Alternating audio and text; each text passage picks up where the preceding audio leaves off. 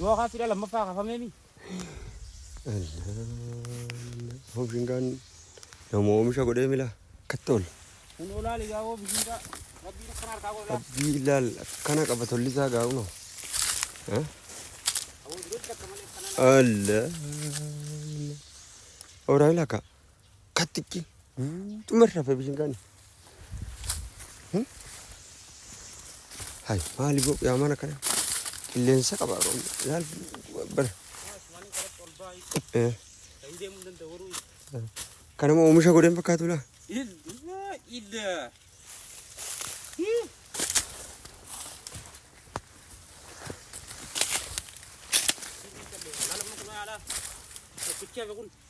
Naannoo isaa kana hedduun bishingaa jedhan jirtu qabuu taa'e.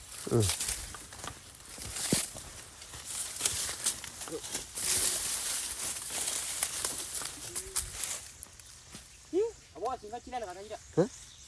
Guutuurra feera.